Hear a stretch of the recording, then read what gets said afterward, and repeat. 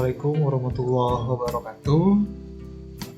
Teman-teman sekalian, kita lanjutkan analisis kisi-kisi UP PPG PAI tahun 2021. Pada video ini kita akan mengulas mengenai kisi-kisi nomor 13. Capaian pembelajaran mata kuliahnya menganalisis sistem pemerintahan dalam Islam.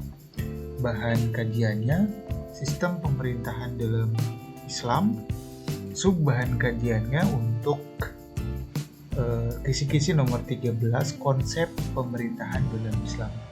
Kita lihat indikator esensial soalnya nomor 13 ini diberikan narasi konseptual konsep tentang pemerintahan dalam Islam menurut para ahli atau ulama fikih. Mahasiswa dapat menyimpulkan tentang konsep dan kedudukan pemerintahan dalam Islam. Taksonominya ada pada level C4, berarti menganalisis. Tingkat kesukaran soalnya ada pada level sedang. Kita lihat dalam indikator soal nomor 13 ini diberikan narasi konseptual konsep tentang pemerintahan dalam Islam menurut para ahli ulama. Ini nanti kita akan terlebih dahulu menerima narasi konsep tentang pemerintahan dalam Islam menurut para ahli ulama. Kita diharapkan mampu menyimpulkan tentang konsep dan kedudukan pemerintahan dalam Islam. Kita bandingkan dengan kisi-kisi tahun 2019, diberikan narasi konseptual konsep tentang pemerintahan dalam Islam menurut para ahli atau ulama fikih. Mahasiswa dapat menyimpulkan tentang konsep dan kedudukan pemerintahan dalam Islam. Jadi dalam indikator esensialnya masih sama dengan tahun 2019. Kalau kita lihat, maka materi mengenai kisi-kisi nomor 13 ini ada pada modul fikih kegiatan belajar 4 mengenai konsep pemerintahan dalam Islam. Ada beberapa materi yang harus kita pahami yang kemudian nanti bisa kita gunakan untuk menganalisis konsep dan kedudukan pemerintahan dalam ajaran Islam. Kita ulas sedikit. Langsung saja kita melihat pemikiran mengenai mengenai konsep pemerintahan yang disampaikan oleh para pemikir dalam Islam. Dalam hal ini, Munawir mengungkapkan setidaknya ada 3 aliran yang berpandangan tentang pendirian khilafah. Khilafah di sini adalah konsep pemerintahan dalam Islam. Aliran pertama cenderung berpendirian tradisional dan anti barat. Artinya, menurut aliran ini, bahwa Islam adalah diyakini sebagai satu agama yang sempurna dan yang lengkap. Dalam hal ini di dalamnya terdapat pula antara lain sistem ketatanegaraan atau politik. Yang termasuk dalam aliran pertama ini adalah tokoh-tokoh seperti Muhammad Rashid Ridho, Said Qutb, dan Maududi. Menurut aliran ini, berarti sistem pemerintahan dan sistem ketatanegaraan itu sudah diatur secara rinci, secara spesifik dalam ajaran Islam. Adapun menurut aliran yang kedua, cenderung berpikir sekularistik. Bagi pengikut aliran ini, Islam adalah agama yang tidak ada urusan dengan kenegaraan. Tokoh aliran kedua ini adalah Ali Abdul Rozi. Berarti menurut aliran ini, Islam tidak secara langsung menerangkan suatu bentuk negara. Bahkan Islam tidak mengatur negara secara langsung. Artinya negara ya negara, agama atau Islam ya Islam. Jadi merupakan 2 kesatuan yang terpisah. Menurut aliran yang ketiga, ini cenderung berpikir simbiotik. Menurut aliran ini, tidak sepakat dengan kelompok yang pertama, tidak juga pada kelompok yang kedua. Menurut pendapat ini, Dalam Islam terdapat tata nilai etika sistem ketatanegaraan yang terimplementasikan dalam kehidupan tanpa harus labelisasi atau formalistik Islam. Contoh ulama yang masuk ke dalam kelompok ini adalah Dr. Muhammad Hussein Haikal. Jadi menurut kelompok yang ketiga, di dalam Islam itu terdapat tata nilai etika sistem ketatanegaraan yang terimplementasikan dalam kehidupan, meskipun tidak cenderung kepada secara formalistik sebentuk agama Islam. Misalnya begini, jadi Islam itu sudah memiliki tata nilai mengenai sistem kepemerintahan dan sistem ketatanegaraan, tetapi tidak cenderung kepada bentuk tertentu yang secara formal atau secara labelisasinya ada label Islamnya. Jadi bentuknya seperti apa, yang penting tata nilai etika sistem ketatanegaraan dapat dilaksanakan.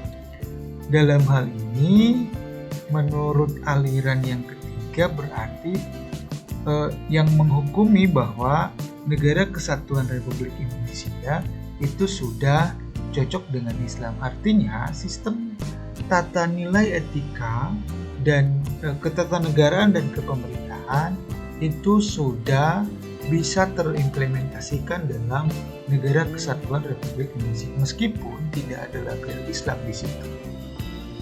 Nah, berangkat dari pemikiran-pemikiran inilah, maka nanti kita akan bisa menyimpulkan mengenai bentuk atau konsep pemerintahan dalam Islam. Jadi tergantung kita berpijak pada pemikiran yang mana. Apakah yang mengatakan bahwa Islam sudah mengatur secara rinci mengenai tata nilai dan bentuk suatu negara, atau kita berpendapat atau kita berpikir atau kita setuju dengan pemikiran yang mengatakan bahwa Islam dan negara itu terpisah yang tidak ada hubungannya, ataukah kita sepakat dengan kelompok yang ketiga yang mengatakan bahwa Islam atau agama dengan negara itu ada keterkaitannya secara simbiotik. Nah, kalau demikian maka khilafah yang biasa kita kenal dalam diskursus pemerintahan dalam Islam itu penafsirannya bisa berkembang, bisa sesuai dengan pemikiran yang pertama bahwa khilafah itu merupakan satu-satunya sistem pemerintahan yang diakui oleh ajaran Islam. Artinya Islam itu sudah cenderung pada bentuk negara tertentu. Ataukah misalnya kalau kita sepakat dengan kelompok yang kedua yang mengatakan bahwa Islam dan negara itu merupakan satu kesatuan terpisah, artinya tidak ada hubungannya, maka tidak ada kaitannya khilafah dengan Islam. Jadi khilafah itu hanya satu bentuk sistem pemerintahan saja. Adapun bentuknya terserah seperti apa. Kemudian kalau menurut kelompok yang ketiga yang mengatakan bahwa Islam dan negara itu memiliki hubungan simbiotik, maka khilafah bisa difahami sebagai suatu sistem pemerintahan, sistem tata kelola pemerintahan atau kenegaraan yang dianut oleh Islam. Tetapi sistem khilafah di sini tidak cenderung kepada bentuknya sebagai khilafah. Bentuknya seperti apa itu bebas, mau kerajaan, mau republik. Yang penting dalam konsep yang ketiga, khilafah itu dipahami sebagai tata kelola pemerintahannya. Jadi adapun bentuk pemerintahannya itu disesuaikan dengan kondisi yang dihadapi. Mungkin itu yang bisa kita pahami mengenai konsep pemerintahan dalam Islam dan kedudukannya dalam agama Islam. Kita lanjutkan kepada kisi-kisi nomor 14. Subbahan kajiannya adalah bentuk-bentuk sistem pemerintahan dalam Islam. Kemudian indikator esensial soalnya disajikan narasi tentang beberapa bentuk-bentuk pemerintahan yang terdapat dalam negara dan penduduk yang mayoritas beragama Islam. Mahasiswa dapat menyimpulkan bentuk-bentuk sistem pemerintahan yang berlaku dalam negara Islam dan negara yang mayoritasnya berpenduduk agama Islam. Kita lihat di hipotesis jawaban yang ada pada kisi-kisi tahun 2019 terkait dengan istilah khilafah dan khalifah. Banyak orang yang belum paham untuk membedakan kedua macam istilah tersebut. Untuk istilah khalifah, sebagaimana telah dijelaskan bahwa khilafah adalah sistem pemerintahan yang sama ajaran Islam. Konsekuensi adanya khilafah mengharuskan adanya seorang yang menjadi pemimpin khilafah. Nah, orang yang memimpin ini disebut khalifah. Saya kira penjelasan seperti ini bisa berkembang sesuai dengan pemahaman yang kita sepakati terkait kelompok-kelompok pemikiran-pemikiran ulama mengenai sistem pemerintahan dalam Islam. Seperti yang sudah disampaikan tadi, kita analisis dalam modul bahwa terbagi ke dalam 3 kelompok. Ada yang mengatakan bentuk tertentu yang sesuai dengan ajaran Islam, ada yang mengatakan bahwa Islam dan negara itu tidak ada hubungannya, ada juga yang mengatakan Islam itu memiliki sistem tata nilai pemerintahan meskipun bentuknya tidak ditentukan secara spesifik. Nah, untuk menganalisis yang ini, untuk mengevaluasi yang ini, karena taksonomi soalnya ada pada level C5, berarti mengevaluasi, kita nanti bisa menganalisis atau bisa mengevaluasi, bisa menyimpulkan apakah negara tersebut sudah sesuai mungkin dengan konsep pemerintahan dalam Islam atau belum. Kalau kita kaji di beberapa contoh negara yang penduduknya mayoritas Islam, ternyata bentuknya bermacam-macam. Misalnya di Indonesia menganut sistem republik, kemudian di Arab Saudi itu menganut sistem kerajaan, kemudian di Iran ada republik meskipun di belakangnya ada label-label Islam. Di Pakistan mungkin intinya bentuknya itu tidak memiliki keseragaman. Dalam hal ini menurut saya agak cenderung cocoknya pemikiran yang ketiga yang mengatakan bahwa dalam Islam itu sudah mengandung tata nilai sistem pemerintahan meskipun tidak spesifik mengarah kepada salah satu bentuk tertentu. Kemudian kita lanjutkan kepada kisi-kisi yang nomor 15 yang menjelaskan mengenai pemerintah dalam Islam, yaitu mengenai bahan kajiannya hak dan kewajiban rakyat. Kemudian sub-bahan kajiannya konsep hak dan kewajiban warga negara dalam pemerintahan Islam atau ajaran Islam.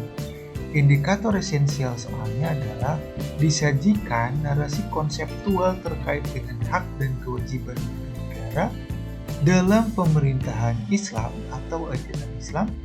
Mahasiswa dapat membandingkan konsep antara hak dan kewajiban warga negara atau rakyat dalam pemerintahan dan ajaran Islam. Taksonomi soalnya ada pada mengevaluasi, tingkat kesukarannya ada pada level sedang. Baik, dalam hal ini kita dituntut untuk memahami konsep hak dan kewajiban, kemudian kita mampu membandingkannya. Kemudian pada akhirnya kita diharapkan mampu mengevaluasi hak dan kewajiban warga negara. Ini sama ada pada modul 4. Kita langsung masuk saja kepada konsep hak dan kewajiban warga negara dalam ajaran Islam. Di sini ada pada halaman 9 yang ada di modul bahwa hak warga negara dalam konsep ajaran Islam, tentu saja ketika menjadi hak warga negara, di sisi lain menjadi kewajiban negara atau kewajiban pemerintah terhadap warganya. Yang pertama adalah hak keselamatan jiwa dan harta. Dalam hal ini sesuai dengan Maqasidus Syariah barangkali Bapak Ibu, bahwa di antara tujuan Maqasidus Syariah yang pertama adalah hak memperoleh keselamatan jiwa dan harta. Hifdun nafs dan hifdul mal di sini. Yang kedua, warga negara itu berhak memperoleh keadilan hukum dan pemerataan dari negara. Yang ketiga, hak menolak kezaliman dan kesewenang-wenangan. Kemudian yang keempat, hak berkumpul dan menyatakan pendapat. Yang kelima, hak untuk bebas beragama. Yang keenam, hak mendapatkan bantuan materi bagi rakyat yang lemah.